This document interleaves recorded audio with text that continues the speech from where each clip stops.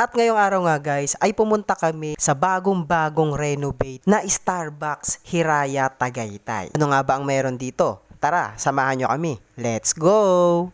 At mula nga sa Dasma ay bumiyahe kami papunta sa New Starbucks Reserve Hiraya Tagaytay. Feeling ko mga 45 minutes din kami bumiyahe o halos kulang isang oras. At pagpasok mo pa nga lang dito ay makikita mo agad ang napakalaking pagbabago. Dahil pababa ka pa lang sa restaurant ay sasalubuhin ka kaagad ng bonggang-bongga nilang patwalk. Nakikita nyo naman, umiilaw pa. Sinong hindi gaganahan dyan? Pero yun nga lang, hindi agad kami nakapasok. Bakit kamo? Nakikita nyo naman kung gaano kahaba ang pila. Ayan, feeling ko nga nasa pang 5 row kami. So skip to the good part na nga natin. At kung makikita nyo nga mga kabanana, malapit na nga kami sa pagkalaki-laking pinto. At parang mga artista ang mga lumalabas at pumapasok sa bonggang-bonggang pinto na to. Teka nga, nanggigigil na ako. Tara, pumasok na rin tayo. Let's go! At pagpasok nga natin mga kabanana, bumulaga sa atin ang pagkalawak-lawak na labi nila. Oh my gosh! Nakita nyo naman, mula sa ceiling, pati sa design na kalang restaurant, akala mo, nasa Amerika ka. Ayan, habang nakapila tayo, lumibot muna tayo.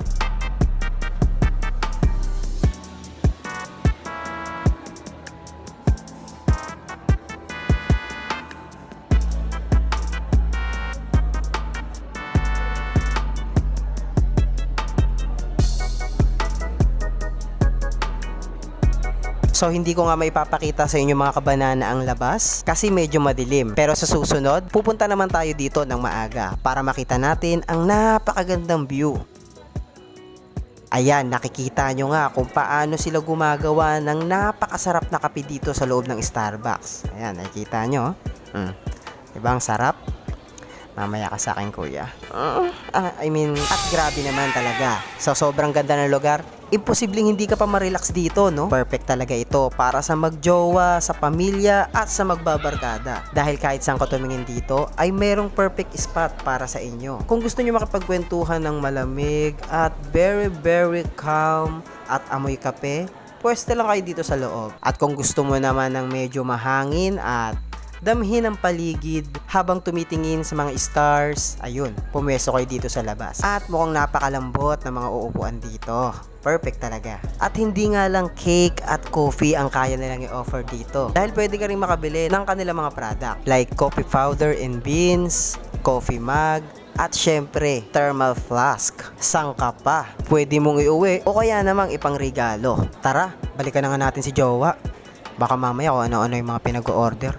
50 pesos lang ang laman ng wallet natin, Diyos ko. Grabe, parang hindi nababawasan yung pila, no? Anyway, mataka muna kayo sa mga napakasarap nila na mga cake, biscuits, at syempre, coffees and props. At in-order na nga ni Jowa ang bagong-bagong menu nila na tinatawag na Blackpink in your area. Grabe, alam nyo ba kung magkano price niyan? Mamaya, sasabihin ko. At narito nga ang kanyang mga in-order. Cheesecake na nagkakahalaga ng 225 pesos, meatball pasta nagkakahalaga ng 195 pesos, Blackpink in your area na nagkakahalaga ng 375 pesos. My goodness. At coffee prop na nagkakahalaga ng 225 pesos. At sa kabuuan, ang nagastos namin ay 1,020 pesos. At syempre, dahil vlogger kami, importante mapicturean namin ang pagkain bago kami kumain. Picturean mo muna kahit gutom ka na. Yan ang vlogger eh. Magagawa mo. Mind your own business pare. Huwag kang epal. Charot. Pinukaway mo. Syempre, tinikman na namin ang mga in-order namin na pagkain. At sulit naman mga kabanana kasi masarap naman ang mga to. Ganon din ang kanilang bagong-bagong Blackpink in your area. Grabe. Unang higop ko pa lang, nalasaan ko na agad si Nancy.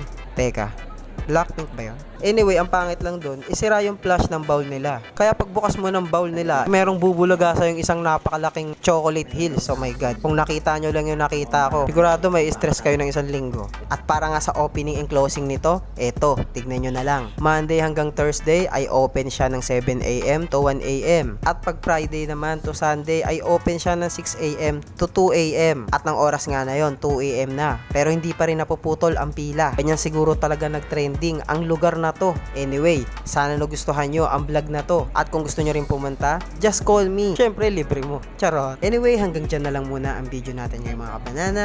Hanggang sa muli. Paalam!